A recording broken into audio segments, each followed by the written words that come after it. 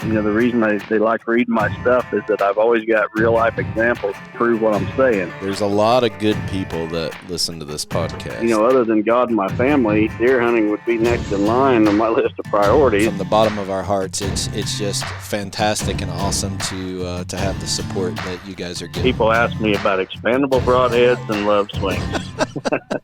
Chasing Giants with Don Higgins and Terry Peer.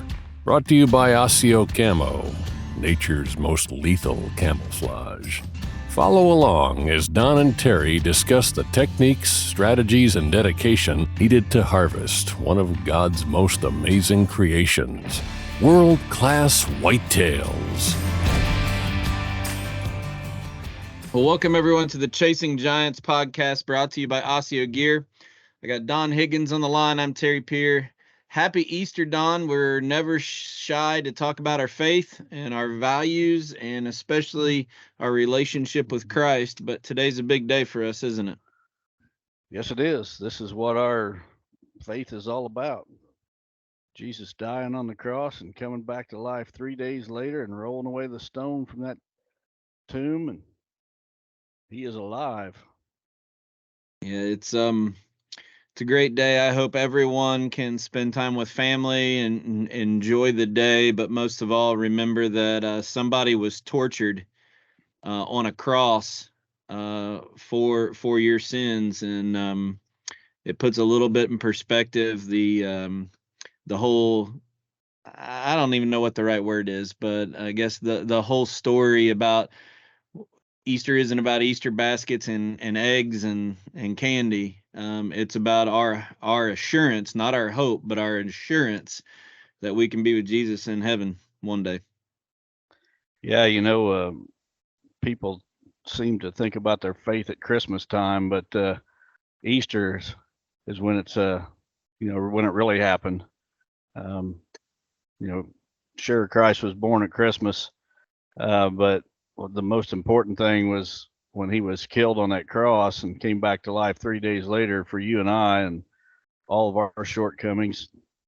We're all sinners. There's not a one of us that's not. So we need the blood of Christ to assure our salvation.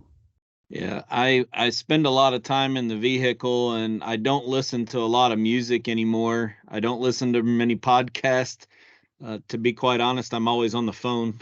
It seems like if I try to listen to anything, the phone's always ringing. But I was listening to, I was driving real late at night, so I wasn't on the phone here recently, and I was listening to Chris Stapleton, which he's a country artist. He's, I like his.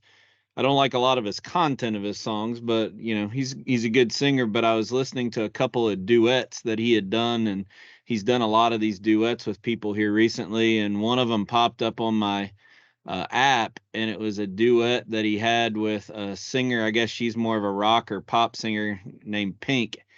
That it really hit home. It was a song. I guess I don't know if they wrote it together or what, but they sang it together.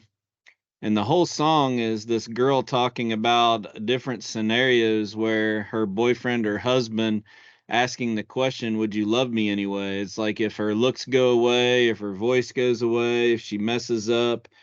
And through this whole song, Chris Stapleton comes in and he's talking about, would you love me anyway? Or would you go? Would you stay?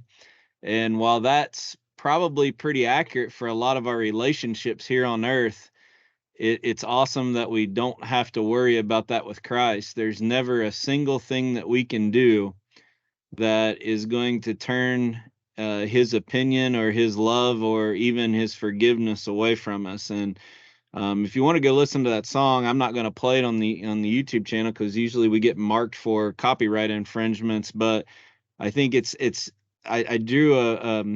started thinking really hard. It's like, wow, how different is our relationships between friends, family, spouses different than Christ. I mean, it is 100% unconditional love, and he already knows it. So this Easter, just challenge yourself and your family on knowing what the real reason for this is.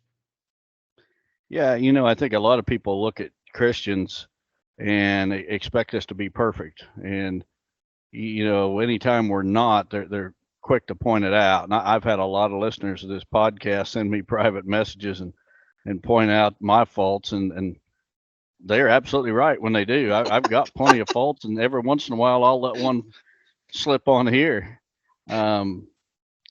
But it's not about us. It's about Christ, and it clearly says in the Bible that we're all sinners, that we're all going to fall short, and I fall short all the time. So we need to remember we don't focus on each other. We don't focus on the preacher at church. We don't focus on the preacher on TV. We don't focus on the Christian couple that lives down the street.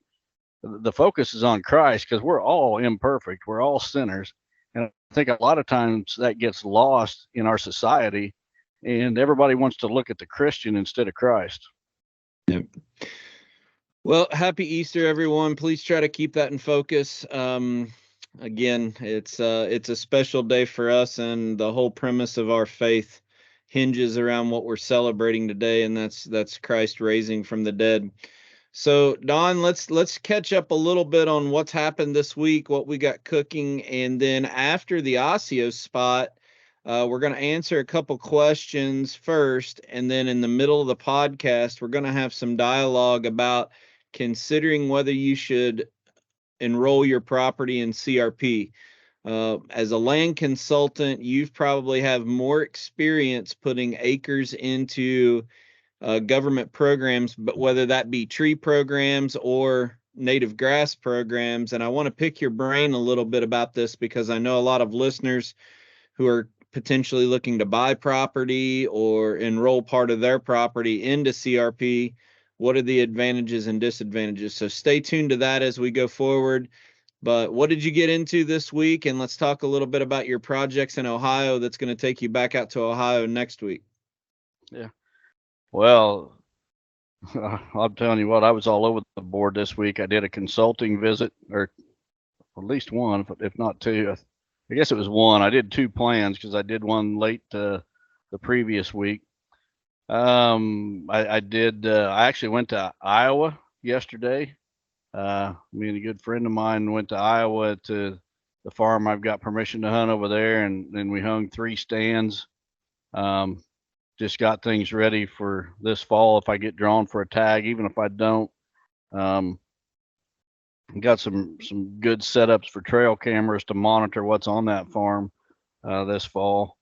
I think I hunted the farm a year ago. This past season I did not have a tag, but I had plenty of cameras out, and I had cameras in locations where I did not have them the first year. And I think I've got that farm pretty much figured out and where I need to be. And there's really only 3 really good stand locations on that farm. So I got those stands ready whenever. I'm just going to stay away now. I'll go in and slip some trail cameras in about the 1st of September. I'm not even going to worry about bucks and velvet. I'm going to wait till about the 1st of September and get the cameras in. And whether I've got a Iowa tag or not this year, those cameras will be there. So I spent a day doing that today. I did just a bunch of odd jobs around. I replaced a stand. I had a stand in a tree. I just didn't like that stand. It was leaning just a little bit. And so I brought a new stand in and adjusted that. I cleared some shooting lanes at a stand. Well, what else did I do? I had a bunch of oak trees that I'd planted this spring on my new property that I went and I put some plastic tubes around the trunks to protect them from bucks rubbing them this fall. Got that done before the crops get in, while they're real easy to get to now. I sprayed some paths where I want the deer to travel past some of my stands, just a lot of odds and ends. And when you spray these paths, we've talked about that quite a bit on the podcast, at the master class, and I know on the Whitetail Master Academy. But spraying this early, what are you spraying with? Are you putting a residual in with your with a Roundup or a 2,4-D? Because if you do it now, you don't want to mess with it the rest of the year. Right. Yeah, I'm using glyphosate or Roundup, and then I'm using Oust as a residual herbicide. It's a pretty good one. It's used in forestry applications on CRP tree plantings, is how I've learned about it. But if you mix that fairly heavy, it'll last for 2 years, 2 seasons. And actually, it lasts long enough that the deer will start traveling that path you want them to. And from that point on, there's not much you really need to do. They'll continue to use that path. But yeah, that oust is pretty important. Yeah. Well, the pass that we're talking about would be where we want to funnel deer. Say you have some high brush or a thicket, and you want deer to cross at a specific area, going in there and instead of mowing it, just with a little pump sprayer and making one little. It seems like there's a lot of deer that just want that tightness around their body as they travel versus a wide path. Some deer will use a wide path, but we've definitely seen over the years the deer like that kind of up against the sides as they're traveling, and they really wear these areas out that you spray a path. Yeah, and especially when we talk about mature bucks, you go to mow a wide path, and I've seen bucks that absolutely will not follow that mowed path, but they will follow a narrow sprayed path. You're only spraying a strip about a foot to maybe 18 inches wide, and the weeds are growing up on each side of that 18-inch path. And as those deer travel up and down it, that they can feel that brush against their side, and they feel more secure. And again, that's especially true with mature bucks. And I know that there's probably going to be some pushback. There is every time I say this, that somebody will say, I mow paths on my farm and the big bucks follow them all the time. Well, I'll be the first to say, yeah, some of them will. But what about the ones that don't? Yeah, Yeah. we want to kill the hardest buck. If we can kill the toughest buck in the woods, the easy ones are going to come easy. And I promise you, there are some bucks that are not going to follow them mowed paths in daylight. Yep. Well, I don't know if you've seen it, but I'm really excited. I bought a new toy I think it was last week. It came in this week, but one of our podcast listeners donated one to the Lester's Feet raffle last year. And I know a couple people who have them, but I bought one of those Milwaukee backpack sprayers where you use your drill battery to run it. But I don't know if you've seen these things, Don, but the tank interchanges. So I haven't read up enough yet to know whether you can actually leave some chemical in each tank. But your sprayer that you wear on your back that has the pump in it, it's the same. But like say you could have a Roundup with residual tank, and then you could have a Clefidin tank or whatever you needed to touch stuff up on, or Tordon, or whatever. But I really like the idea of being able to clean that tank out and not have to worry about cleaning anything else out other than the pump and the wand. So I haven't gotten to play with it yet, but it came in this week. So I'll be spraying my pass here pretty soon. Well, I'm glad you brought that up, Terry, because I did not see that you'd bought that. But the oust herbicide we was just talking about, folks, I'm telling you, that stuff, when it gets in your tank, it's in your tank. You need to really clean your equipment out before you go on to the next chemical, because that oust just sticks to the side and everything else. And with a backpack sprayer like you're talking about, even though you can change the tank, I would be very concerned about that oust still being in that line and that spray wand. Yeah. Yep. Maybe if you're mixing that stuff up, you just need to buy one of those little cheap garden sprayers at Home Depot. That's, you can buy those things for about $15 and just leave it for that chemical only. That's exactly what I do. And I don't buy the big tall one. I just buy the one that holds about maybe 2 gallons at the most.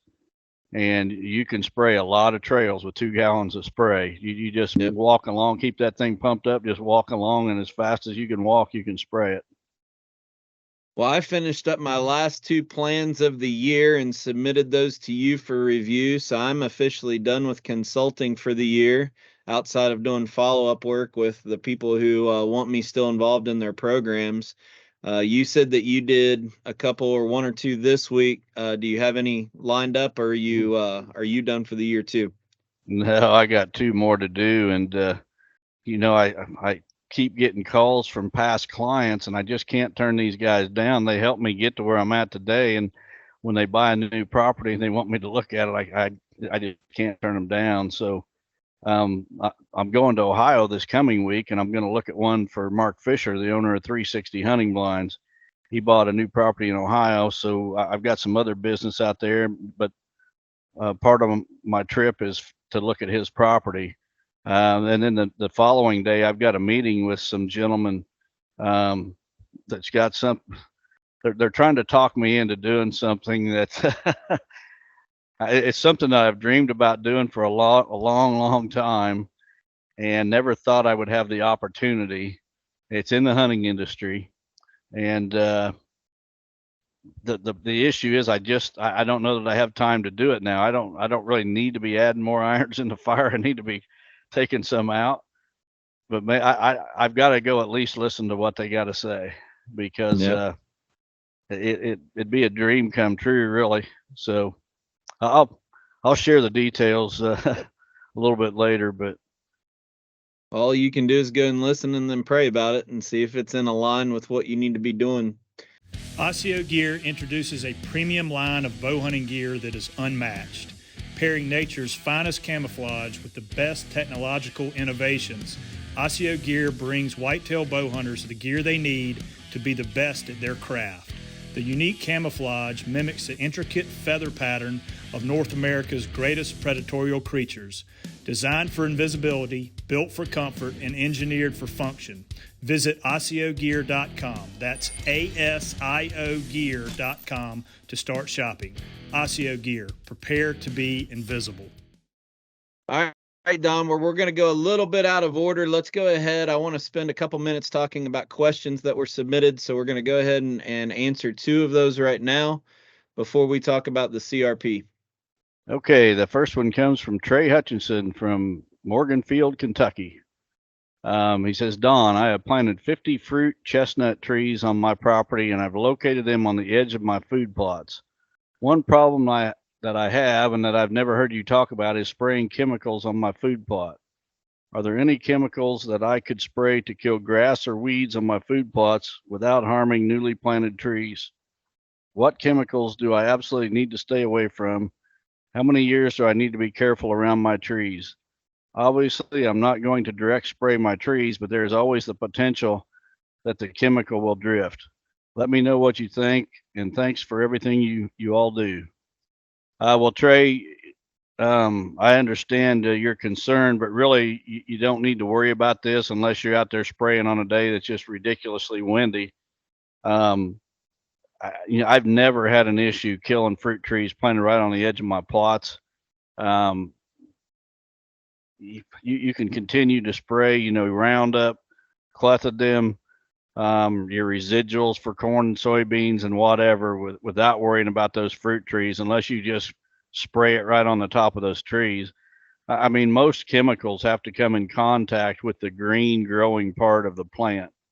And spraying a little bit of spray on the trunk of a tree is typically not going to be an issue whatsoever. And on fruit trees, we need to protect that trunk of the tree anyway, from rabbits that'll girdle those trees, especially in the wintertime. So you're going to want to go out there, and they make plastic wraps, spiral wraps that go around the trunk of these trees. I would get some of those on those trees as soon as you can. And then any drift, down low is going to even stay off of the bark of the tree. But totally understand your concern, but it's really typically not anything to be concerned about whatsoever. In fact, I go and spray around my newly planted trees with Roundup and a little bit of Alston with it to keep the grasses and weeds down around each one. But, again, I've got that plastic wrap around each trunk to keep it off of the trunk. Most contact herbicides will actually shut down photosynthesis. So on the bark shouldn't make too big of a deal on it. But there are certain herbicides like Toradon and different things like that it work differently. But I appreciate what Ty's asking, because so many food plotters are just so uneducated on chemicals. And everybody always asks us what to use. And the problem with what we say is it might not be available, or it might be a licensed product in different states. So this is where we always say it's best to either have a relationship with a local row crop farmer or talk to your chemical agent. There's chemical companies everywhere that supply these chemicals. Another good resource for people is a company called AgChem Solutions out of Indianapolis. I met those guys through the Larson Farms YouTube channel. They're a great resource and have all kinds of chemicals that you can buy online and in smaller jugs. A lot of those big chemical places are all mostly bulk. but those places will ship it to you. But man, you get into some of these, somebody in the industry was coming out with dicamba beans not too long ago for food plotters, and just the average food plotter is not going to be able to handle some of these chemicals. It's just too risky. Right.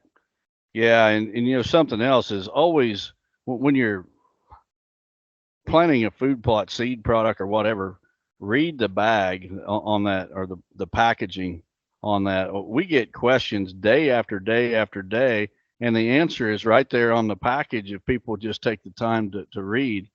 And we don't mind helping whatsoever. We'll be glad to help.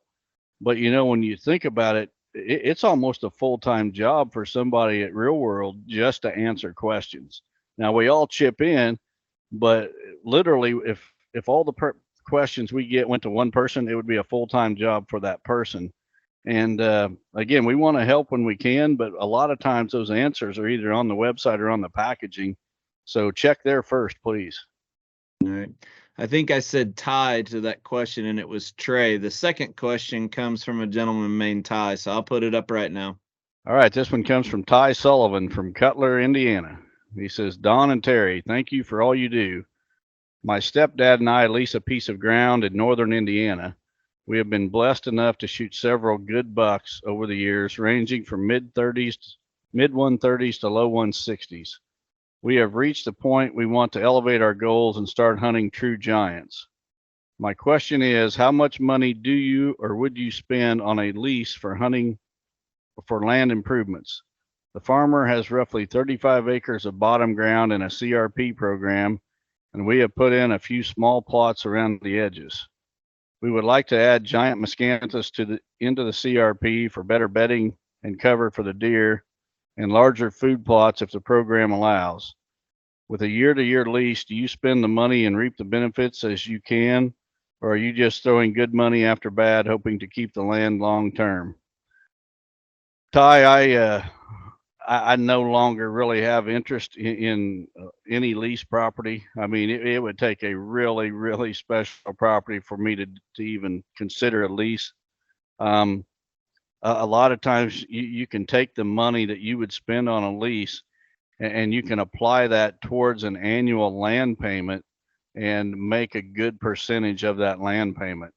I mean, if you're paying $5,000 on a lease, you could add a little bit to that, and maybe for 8 or 10 grand, you could make a land payment, and you're actually getting something for your money. That land is appreciating as you're paying for it, and you're just way better off to do that. When you are doing a year-to-year lease, and even if you got like a 5-year lease, well, guess what? You go to new property, you got a 5-year lease. About the time you get it set up good and you got things figured out, well, boom, your 5 years is up. And then somebody else comes along and sees your hard work, and they offer the landowner more than you've been paying. And you either get to match it or beat the offer, or that you might just get booted off anyway. The longer I'm around, the less I think of hunting leases. I'm also not a fan whatsoever of these outfits that go in and they become the middleman. They go out and find farms to lease, and then they advertise those farms, and then they are the middleman between the landowner and the hunter. And basically all they do is take a cut out of it, and they have no loyalty to anybody. They want to get as much money as they can, and make as much as they can. So totally, I'm not saying I'm against leases, but for me personally, it's going to take a really, really special situation for me to lease. And you kind of hit one of the big issues. How much money do you put into it? Because no matter what you do, you don't own it. You go plant. You brought up miscanthus rhizomes, so you invest in miscanthus rhizomes, which are not cheap. A lot of labor involved to get that established, and you go do all that, and guess what? When you walk away that day you planted it, it's not yours. That miscanthus now belongs to the landowner, and you're at his mercy. Next year, is he going to lease to you again? It's the same way with most of those projects. You go in and you clear a food plot, which was once maybe brush or grass, weeds, whatever, And guess what? You walk away, that food plot's not yours. It's the landowner's, and it might just as well benefit the next guy that comes along as it does you. So I would strongly encourage you to do everything you can to try to purchase a property rather than lease a property. Yeah, I think everybody's at a different phase in their life with their income, whether they can do that right out of the gate. We don't know how old Ty is, and it's definitely a balance. We're both in a different position today than what we were even 10 years ago financially, with able to buy property or extra income to spend on our hobbies, just because of what's happened with our businesses and ventures. But everybody's in that different place. But I can tell you from a person who's been down that road before, where it's really your only choice outside of public is to get a lease or a permission property. I don't put a lot of money into that because, like you just mentioned the 5-year thing. If people have a 5-year lease on something and there's an open field the farmer lets you put it in, you're not out a whole lot by planting that in food plot, right? But if you're going to clear woods out to do big habitat works, and especially a product like switchgrass or miscanthus that takes 3 years to really come to where it's really doing what it's designed, your lease is already over. So if it's me, I have a hard time investing money into somebody else's property. Yep. Yeah, it's very similar to renting a house or buying a house. A lot of us had to rent when we started out, but we did everything we could when we were younger to buy that first house. And a lot of us, the first house we bought, we don't live in it till we retire. We upgrade, and that's the same approach that I suggest people take with their hunting land. You don't have to go out and buy 200 acres to start with. Buy a 40 and get that 40 paid off, and then find you a bigger one, a 80 or 100, and then sell your 40 and do a 1031 exchange so you don't have to pay taxes, and flip it into that bigger property and continue to grow. Same way as if you was young, looking to get out of renting and buying a house. Yeah, it doesn't make too much. It's not too bad if you decide to paint a bedroom in a rental house, but nobody's going to build a new deck for free on the back of it either when it's when it's the landlords. But yeah, I mean, that's a good point. You can start out small, put money into that property. And we all know that recreational properties, the more documentation and the more set up the property is for whatever the recreation is, hunting, camping, four-wheelers, whatever, the more you put in where it's turnkey, the more valuable it is to somebody else buying it. So it's just like it's an investment. You put time and money into it, get more out of it as it appreciates, and then hopefully trade it and upgrade. So something else to consider is that land on average appreciates, well, I'm talking farmland, recreation properties, on average is going to appreciate about 7% a year. Well, what's the stock market doing right now? What's your 401k doing? I mean, I hear it all the time. People say, hey, since Biden's been in, my 401k's lost 25% or whatever. Well, guess what? If that money you had in your 401k was instead invested in land, you wouldn't have lost 25%. You would have gained 7% a year in value.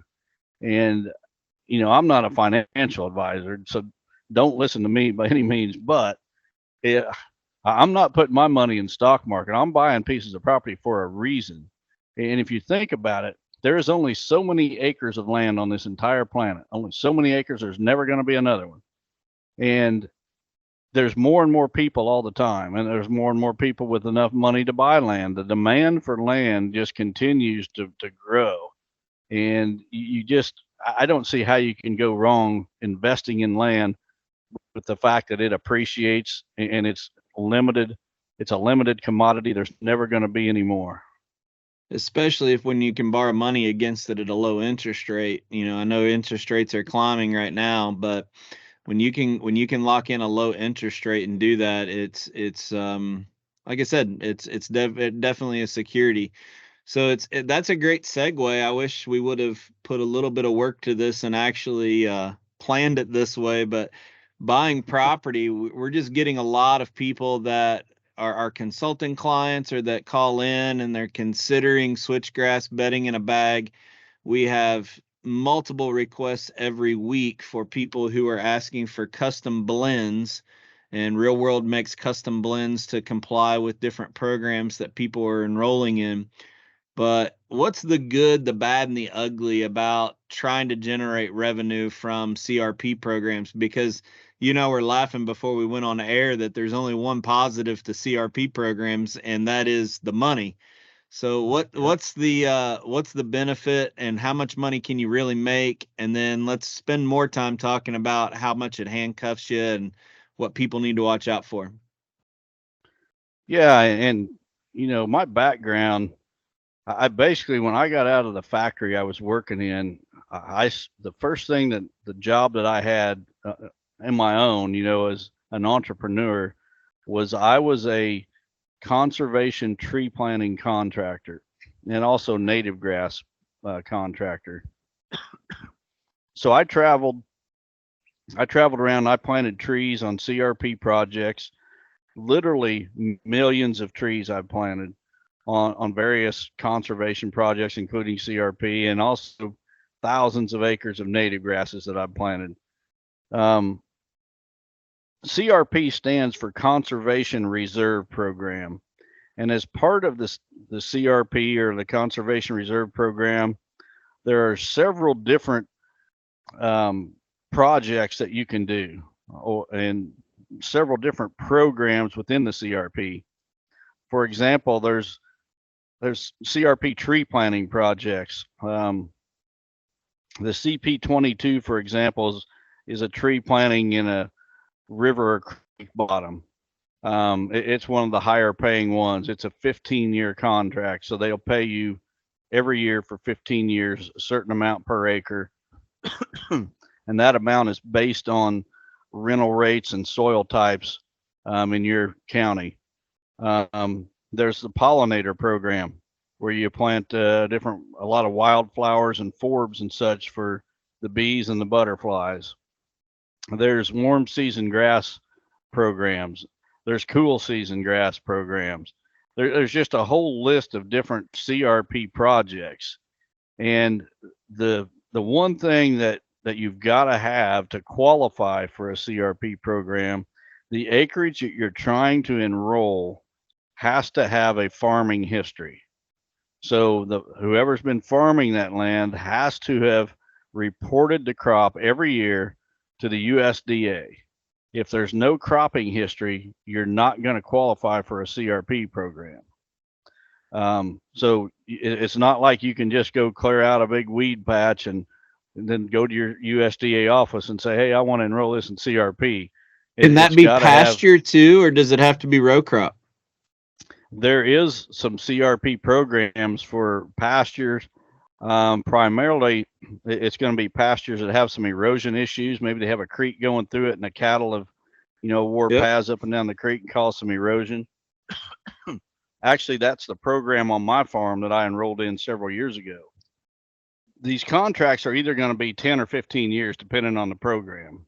And there's a CRP program known as a general sign-up. So a general sign-up, you can apply basically for any piece of farmed land to be enrolled in CRP.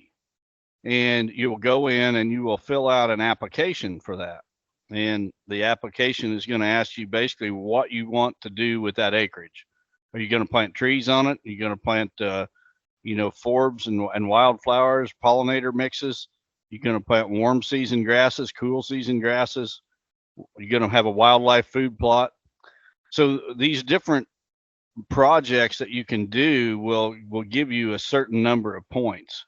So on your application, maybe you got X number of points for trees, and then part of that field you wanted to put in warm season grasses, so you get points for that. And then maybe you want to add a wildlife food plot, so you get more points for that. So when your application is done, they will total up your number of points and they will submit your application. And these general signups, they only last for a certain period, usually a few weeks. So you got a few week window to get in and get your application in. Once all those applications are in, they are sent to the USDA office in Washington, and they come up with a a number, and let's say the number is 200. So any application that scores over 200 points gets into that general sign up. Any application that's less than 200 points, they do not get into that general sign up. General sign-ups typically happen once every year or 2 years or so. There's really no rhyme or reason to when they're going to do it. There's other CRP programs that are continuous sign-up. The CP22 that I talked about, the riparian tree planting program in the river bottom or creek bottom, that's a continuous sign-up. You can go into your USDA office anytime, any day of the year, and you can sign up for that. And there's only maybe a couple of those programs that are continuous sign up. Most of the time, you're going to have to apply through a general sign up to get into CRP. So what's the big benefit? Well, the benefit is that these programs are going to pay you a per acre rate for either 10 or 15 years. So the tree planting program is a 15-year program. The general sign up that I just talked about, where you got to apply and get points, that's a 10-year program. And so your payment is going to be based on how many acres you have, the soil types on that acreage, and the farm rental rates in your county. So you can sign up for CRP and get, say, $200 an acre. And maybe your buddy in the very next county over, he signs up for the very same program, but he's getting $250 an acre. And that's based on soil types and rental rates in his county. One of the things they also look for on these applications is how erodible your ground is. They want HEL. You'll see on these USDA maps, the fields will be marked, and they'll have the acreage for each field, and some of them will say, most of those maps are going to say either HEL or NHEL. So HEL stands for highly erodible land. NHEL, non-highly erodible land. The more highly erodible the acreage you're trying to enroll, the more points you will get. So you'll get points for that as well. But so in a nutshell, basically your only benefit for dealing with the government on all this, instead of just going out and doing what you want, is the payment that you're going to get every year. A lot of times, especially if you're talking about several acres, a lot of times it's worth the hassle to deal with them out of the gate, because once you get it rolling, all you do is you sit back and you maintain the project, whatever it may be, and you collect a check every year. But that money that the government is paying you, that's income. So you're paying taxes off of that, right? Yeah, that's right. You will get. So if you're evaluating whether it's worth it or not, you start doing the math and saying, it has to be above a certain number of acres, or else by the time I paid my 30, 35, 40%, depending on your tax bracket of that income, it might not be worth it, or depending on the number of acres you are, it might be worth it even after taxes. And that's a great point, Terry. I'm glad you brought that up. And, we was just talking about guys, buying land instead of leasing land. Well, if you're going to buy a piece of property, you want to maximize the income you can get off of that and put that towards the payment. And CRP is a good way to do that. And years ago, when I first signed up my first piece of ground for CRP, it was a piece I just bought. The day I bought it, I went in and signed it up for CRP. I did my homework before I bought it, though. And it was a tree planting program that I signed up for. It was a 15-year program, and for 15 years, I would get a check for X amount of dollars. That check was big enough to not only make my annual payment on that property, but if I put that entire CRP check towards the property, I was going to pay it off in 11 years. So I was going to get that property free and clear in 11 years with government money, but I was going to get 15 years of payments. I was going to get 4 payments. The last 4 payments, I could just stick them in my pocket and have the land for free. The bad thing is land prices have skyrocketed since I did that, and you're not going to do that today. So, in a nutshell, that's if you can afford not to deal with the government, you may want to consider that. But if you're looking for ways for income, to purchase a property, CRP is an option.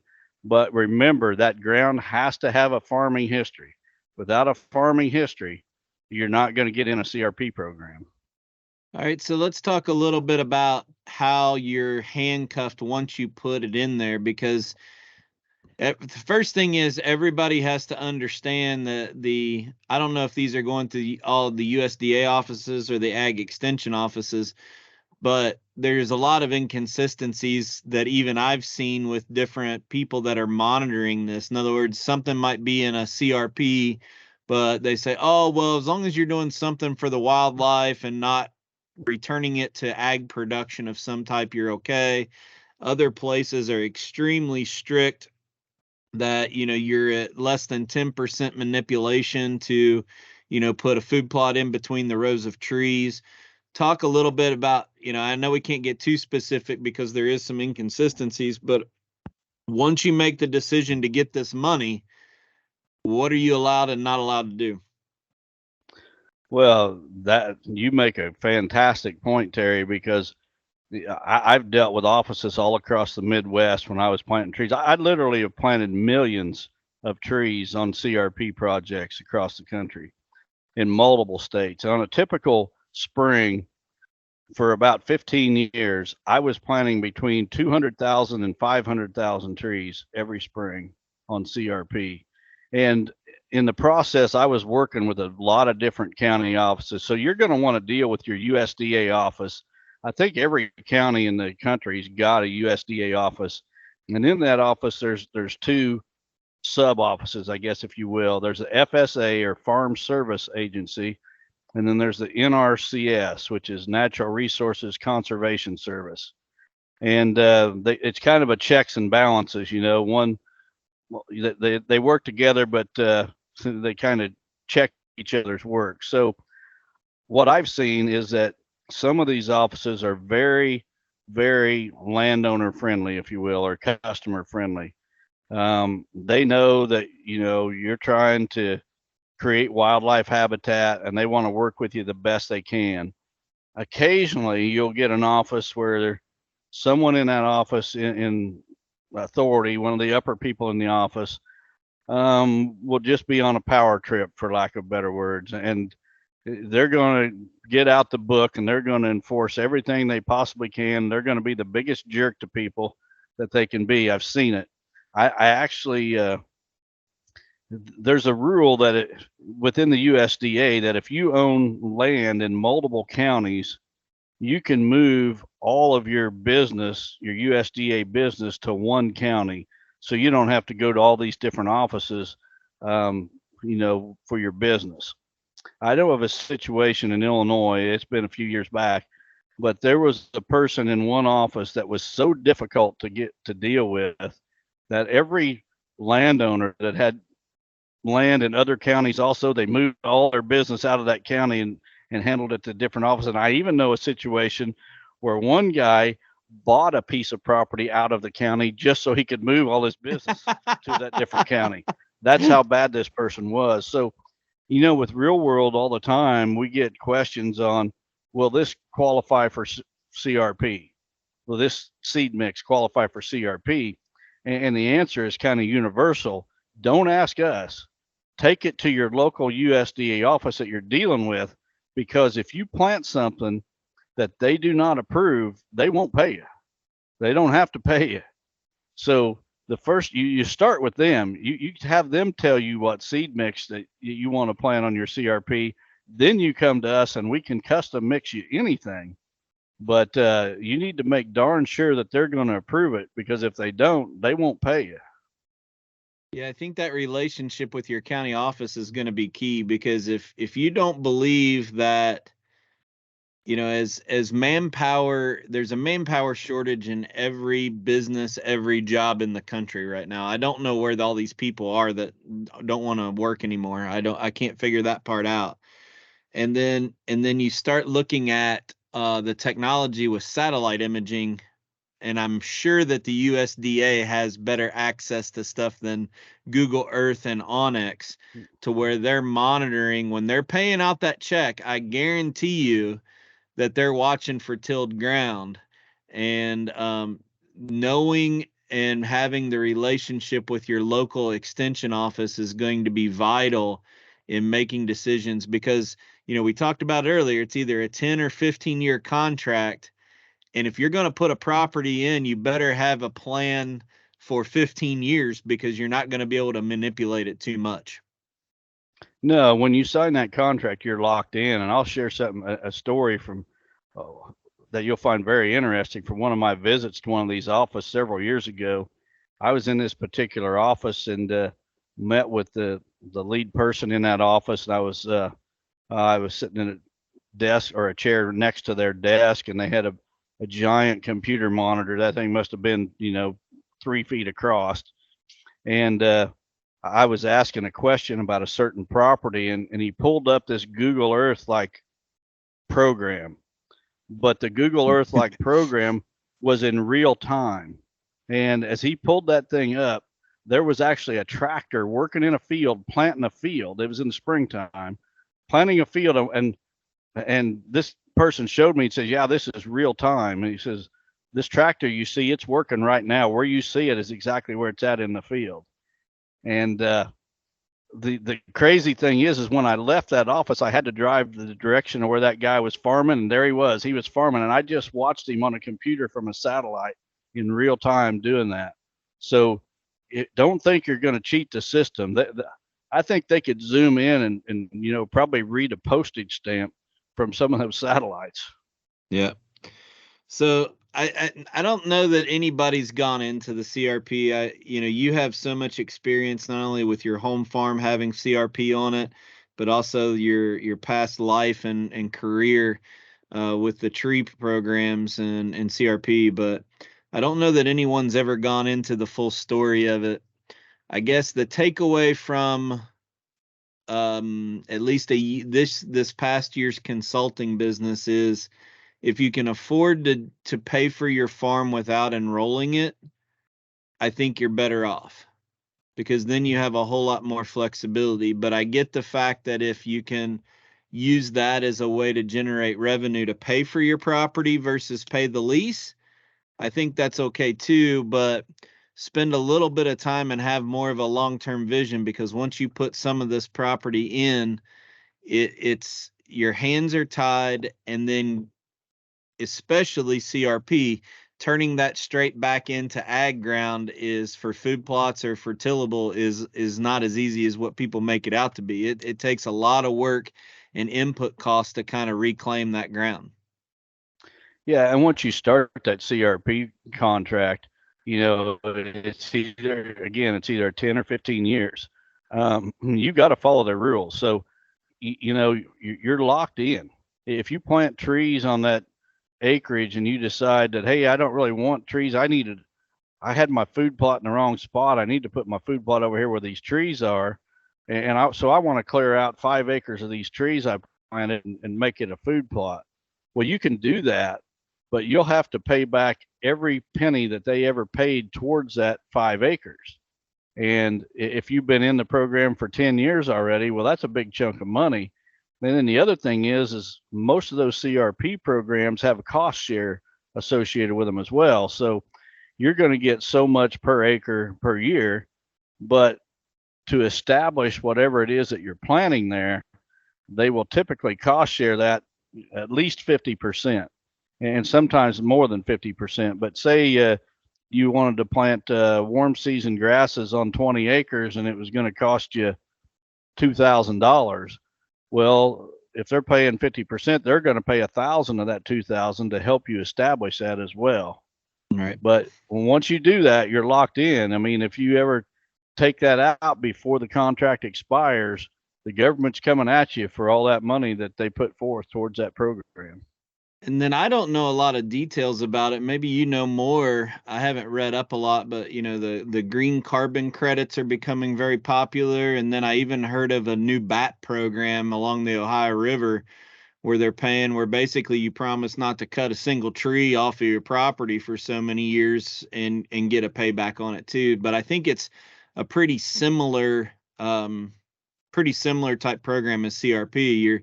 You're basically committing something on your property that you can't change for a period of time that some biologist has said it's worth it for habitat. Yeah, and I'm probably getting into more detail here than most people want to hear, but when you sign up for the CRP and you get approved, you actually are signing a contract with the government. You are obligated to fulfill your side of that contract. There is a stipulation in there. It's never happened before, but there is a stipulation in there where the government can default at any time and you can't go after them. So, Joe Biden sends too much money to China and there's no money to fund CRP anymore. Guess what? They don't have to pay you, and there's nothing you can do about it. So you're obligated to keep up your end of the deal, but they've got a stipulation in there where they can get out of it. Well, we know how much you trust the government, so I can bet your assurance and faith in that is pretty firm. Well, I don't have any trust in the government, but at the same time, they take a bunch of my money. So if I can get some back from creating wildlife habitat, I'm all for it. And but there's make the most the of big it. thing. The big thing, circling back to the question about leasing versus buying, though. If you go to your ag extension office, there's all kinds of different grants out there that you can apply for.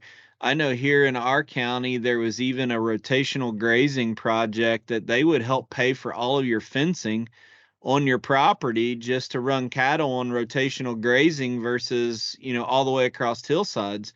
So your best friend is not going to be a podcast host or the internet. Your best friend is going in and sitting across the desk from your local ag extension office and saying, this is a property I'm looking at. What are my options? What can I qualify for it?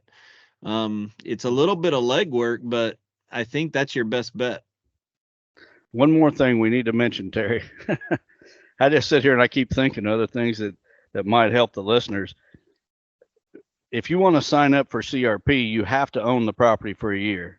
Now, back when I told a story where I went in the day I bought a piece and signed it up. Well, they've changed and added a new rule.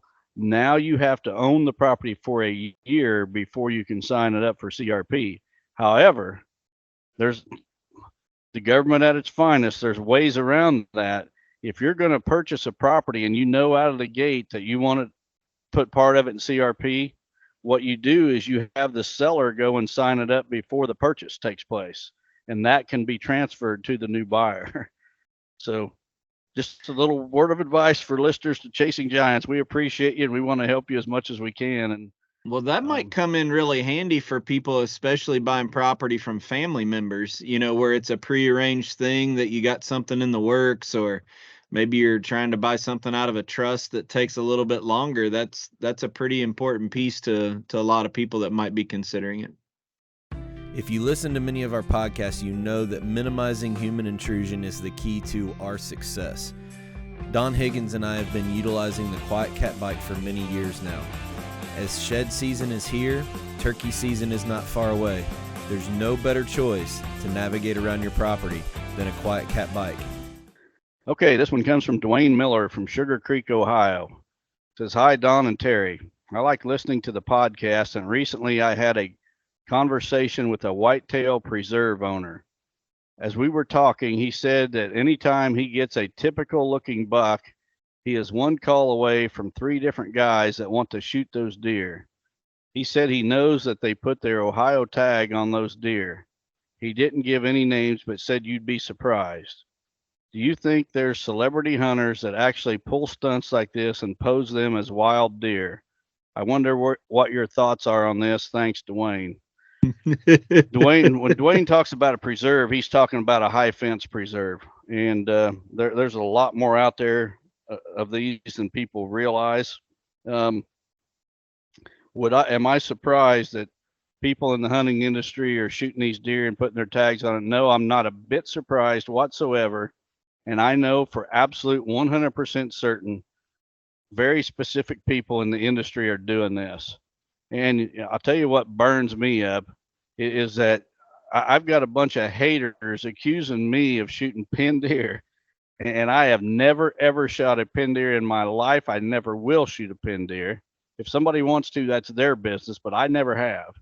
And yet there's guys in the industry that I absolutely know for 100% certain. I even know where they did it, and they don't catch any crap at all because people don't even realize they're doing it. But absolutely, there's people in this industry shooting captive deer, putting tags from whatever state it is, and claiming those deer. There's even one guy in the industry that he will shoot these pin deer, and he will claim they came from a certain property that he's trying to sell. He's trying to make the market value of that property higher. So he will go out there and he'll shoot a pin deer, and then he'll say, here's the property I shot it from. Hey, you want to buy the property? It just went up $1,000 an acre because of this pin deer I shot in another state even. I got absolutely firsthand stories without a doubt that I could tell, but all that's going to do is get a bunch of people in the industry mad at me and or suing me, and then I've got to prove that they really did shoot pin deer. We're going to save that for your memoirs book. I'll tell you what, when I retire, the book that I write, you may have to wait till I'm dead before you can start selling it. Well, Dwayne, I can tell you that I started working somewhat in the outdoor industry 16, 17 years ago, and immediately got so turned off by it that I kind of pulled back, and I did more behind the scenes branding and business planning stuff for a while, but it's not even to the scope of maybe killing deer in a preserve and claiming they're wild, but how much people manipulate, how crooked people are. And business is that way in a lot of sense, but it just seems like this outdoor industry, and how people are trying so hard to become, whether it's an influencer or 15 years ago, be a DVD, um, hunt video personality or whatever it is. For some reason, there's just this drive to want to be that. And I can assure you, there's not a lot of money in it. I don't know why everybody wants to do it. If they would work as hard at a normal job or a small business or a trade as what they would in this outdoor industry, they'd make 10 times the amount of money. But how crooked people get and how deceitful people get, the business receipts and invoices that we can show you as real world customers to all these, let's just say, celebrities and people on TV that are sponsored by our competitors, and it's not for testing, it's to actually use and hunt over. And the broadheads that get switched out, the lies that are on camera, the shooting multiple bucks. There's been here stories recently in the last couple years where video was exposed of somebody killing 2 bucks and only claiming 1. So, like anything else, Satan uses what the passion for success and notoriety for people to make really bad decisions. And unfortunately, it seems like a lot of the outdoor community gets sucked into it, believing it. I want to add just a little bit more, Terry. I figured you would. Yeah, the whole captive deer thing. That shooting deer in a pen is not my thing. But if someone else wants to, I don't think that everybody should hunt the way I hunt. If they want to do it, that's their business. My issue is the dishonesty that goes with it, the deceit. If you killed him in a pen, well, take a picture with that fence in the background. When was the last time you seen a picture of a deer, a giant buck with a high fence behind him? You never see that. Or an ear tag. Yeah, there you go. It's the deceit that bugs me. It's not the fact that they're shooting them in a pen. If that's their thing, that's their thing. It's not mine, but be honest about whatever you're doing. And I raised captive deer. I know that industry. I met a lot of good people in that industry, but I've been straightforward and honest and open about my experiences with captive deer. And I'm going to tell you what, I don't know that there's probably, no, never mind. I don't even want to say it. I just think that my openness is probably in the hunting industry is probably second to none. I don't know anybody else that's as open about everything they've done. I tell people say I got a high fence around my farm. No, I don't. I got a high fence on one side of my farm because I got a jerk on one side of my farm. Totally open about it. I raised captive deer for a number of years. Totally open about it. I do not shoot captive deer. Totally open and honest about it. And I think that is why I ruffle some feathers, is because my brutal honesty. I just tell it like it is. If you don't like the fact that I got a fence on one side of my property, that's your problem. It ain't mine. I'm just telling you it's there. All right, Rant over. rant over.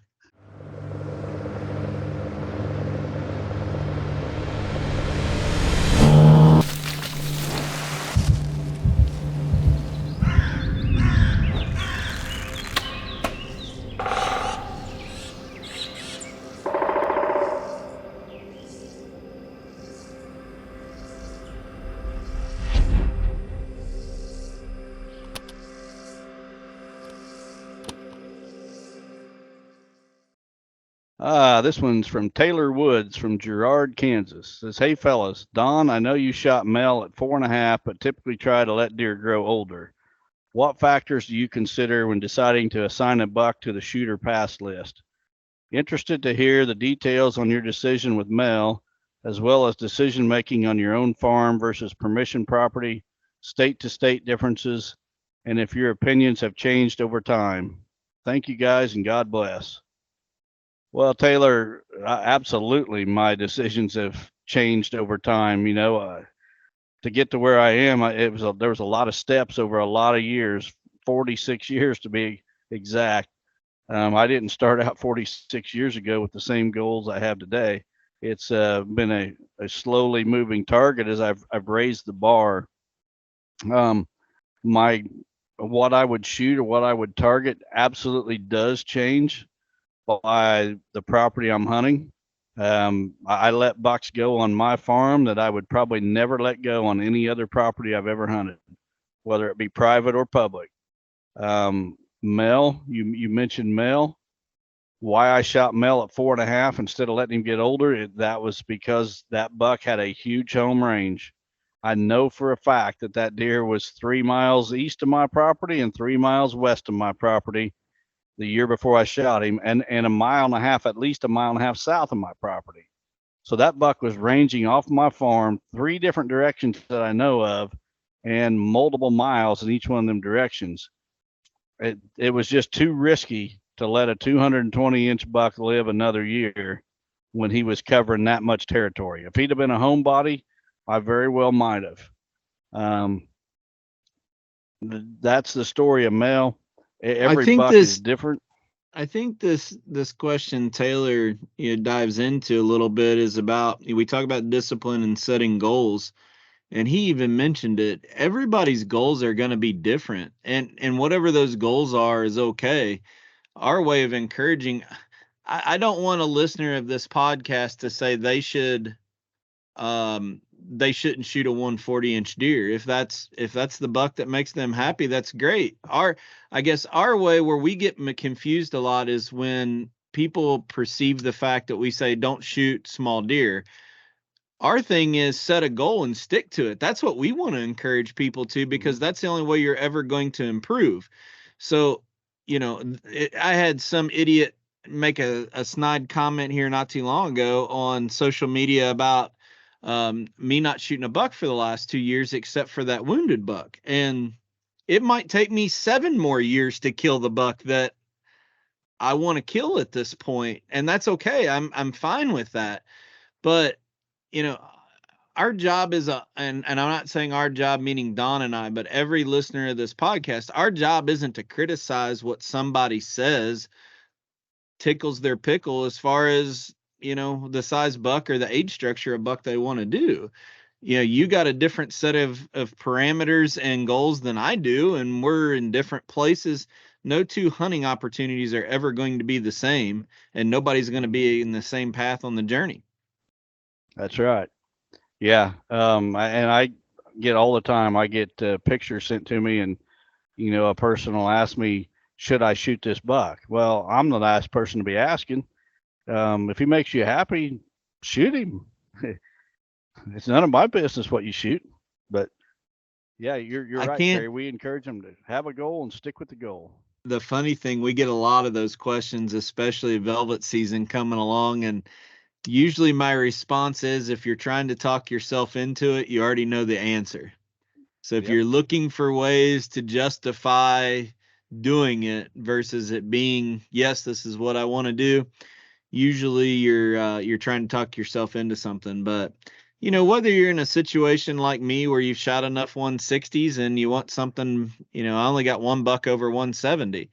And if you want something more than that, or you just want to keep shooting age structure, I went through a phase when I first started hanging out with you that I didn't care how big it was. I just wanted age structure. I wanted to learn how to consistently every year kill a buck 5.5 or older. And it's gotten to the point there's 16 of them in this room right now, and I'm okay with that now. Now I'm going after a little bit bigger size, but it might take me 10 years. I might never do it. Who knows? You'll do it. You'll do it sooner than it doesn't matter. But it is what it is. So I think for Taylor's question, don't look at Don, don't look at me, don't look at anybody else that has a platform to say what the decision you need to make on your farm with your journey. The only thing we want out of this podcast is to help you set realistic goals, help you achieve those goals through smart decisions, but most of all, encourage you to stay disciplined to that goal, even if it means a tag sandwich. That's the big thing. And I'll throw something else out, Terry. I haven't shot a buck in 2 years. The last buck I shot was a Joey buck. I didn't shoot a buck in 21 or 22. There just wasn't one that I wanted. Yep. Now, I would have shot a couple of cull bucks, but I just didn't get the opportunity. I spend so much time consulting in the late season that I'm not going to shoot a cull buck early and burn a tag on it. But, people would be shocked to learn that neither one of us have shot a buck in 2 years. And that we definitely could have, no doubt about it, but we didn't. We've got goals and we're sticking to them, and that's just what we encourage everybody else to do as well. Yeah, we should have added up and kept track of it. And maybe we'll do that this coming year, depending on what our hit list is. But I think I passed 5 or 6 deer over 150, and I think 4 over 160. But I didn't have one deer. I only had one deer that it was close enough for a shot. I just didn't get one that would have been over 170. So, and then there was the famous buck that I didn't stand up on, and everybody reminds me of that every day. Yeah, well, you're going to kill him this year, and he's going to be 20 inches bigger. I don't know about that. God has a plan. God has a bigger plan. This is the biggest step we've taken in reducing vibration and sound since 3D damping. What will my new setup do for me that my last year's setup did not?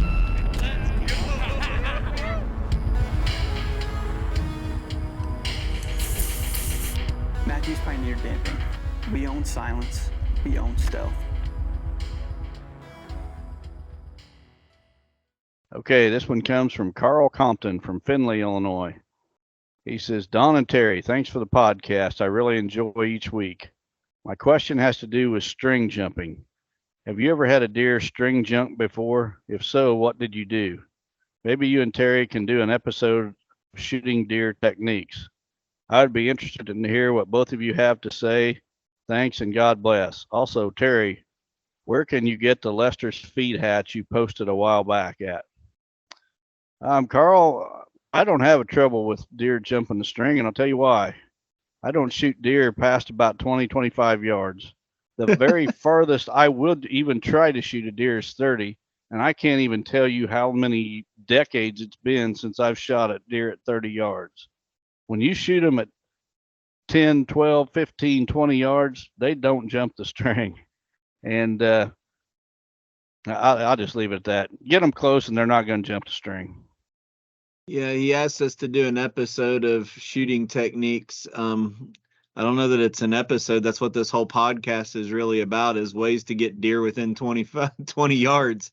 That's pretty much everything that we do. Even some of the plans, actually the plan that I sent you to review yesterday, he does have some family that rifle hunts, and even those spots I put in pinch points to where even a rifle stand, it's going to push deer inside the 25-30 yard mark. So everything we do is to pick a spot or a tree that has access and then change the habitat to move the deer closer to that spot that you have access. These guys flinging arrows at 50, 60 yards. Yeah, I think that's probably going to be a problem for them. Yeah. I think I made a decision many, many years ago, and I think my buddy Alan Foster had a big impact on me when I was young. Back in the day, when I was young and first met Al, the only compound bows simply had round wheels on the cables. And I remember when the very first cam bow came out. Well, I went and bought a cam bow, and I came to work. I'm all proud of myself because I got this new cam bow, shoots fast, blah, blah, blah. And Al had a lesson a lesson for me, a little speech, if you will. Give me plenty to think about. And basically he told me, do you want to be a good hunter or a good shooter? There's all kinds of good shooters out there, but if you're a good hunter, you can get those deer close enough that you don't need all that extra garbage. Now, I'm not saying a cam bow's garbage, but the lesson was sharpen your hunting skills. Your shooting skills need to be good as well, but most of us can shoot good to 30 yards. Let's face it. Sharpen your hunting skills so you can get those bucks that you want to kill to 30 yards. And I see one of the things that bugs me about the bow hunting industry is that they keep promoting things to make you more efficient with your equipment. And, it's crossbows, for example. Well, let's put a crossbow in your hand so that you can be more efficient as a bow hunter. And the list just goes on and on. I mean, I could probably offend everybody by the time I went down the list. But the lesson here is sharpen your hunting skills. Try to become a better hunter. Work at becoming a better hunter so you can get those deer within 30 yards. And you're not going to have issues like deer jumping the string, bad hits, things like that. It's going to cut them way, way, way down. The percentage of deer that are hit poorly when they're at 20 yards is way smaller than those same deer shot at 40 yards. Going to wound a whole lot and lose a whole lot more of them. That's just a fact. There's no arguing it. Sharpen those hunting skills, get them close. Yep. Well, great dialogue. We kind of made a decision of what we're going to do. I'm going to be leaving for Japan on Friday, so we're going to video or record next Friday night for a Sunday release, and that way we don't miss an episode for everybody. But you got some travel back to Ohio this week, if I understand right? Yep.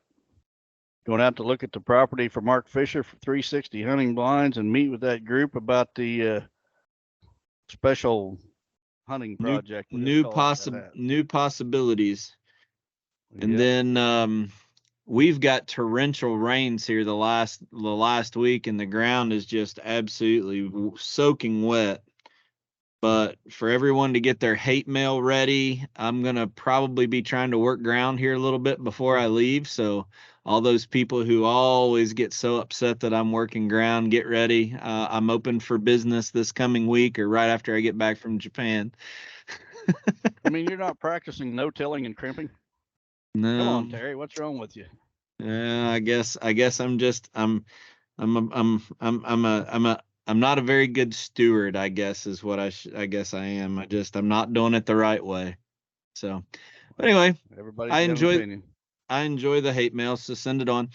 And then, but then, yeah, if anybody wants to see anything specific in Japan, I usually am not posting a whole lot while I'm over there. But if somebody wants to see something specific, this trip's a little bit different. I only have a couple days of meetings, and believe it or not, I'm taking some people that have never been before. So we're going to be doing more sightseeing and stuff like that, learning about the Japanese culture for those people who've never been over there before. So Awesome. it's more of a low stress trip for me, to be honest with you. I don't have a lot of presentations to have to give this time. I got a special project for you while you're over there. What's that? I want you to come back, and I want you to be able to say "chasing giants" in Japanese. Okay. I'll even have somebody write it in kanji, the little characters, and put it up on the screen so everybody will see what it looks like. I can do that. Chasing giants in Japanese. Yep. So, all right, everybody. Well, thanks for tuning in this week. Again, happy Easter. We hope and pray that this is a season that you can reflect on your life and understand that there was a person who was tortured, beaten, and died for your sins, and don't take that for granted. His love and gift of salvation is unconditional, no matter what place in life you're at. I think there's a lot of people that want to try to get their life in order before they start going back to church and having a relationship, but the blood of Jesus was for all of us. So no matter where you're at, now's the time. So I hope you enjoy that and appreciate that this Easter season. Amen. And focus on Christ and not Christians. Hope you guys all have a happy Easter. God bless everyone. Take care. Chasing Giants has been brought to you by Osseo Camo, Via Farm Real Estate Company, 360 Hunting Blinds, Victory Chevrolet, Real World Wildlife Products, Matthews Archery, Novix Tree Stands, Gingerich Tree Farm, WildlifeFarming.com, Quiet Cat, and Vortex Optics. Thanks for listening, and tune in next week for another episode of Chasing Giants.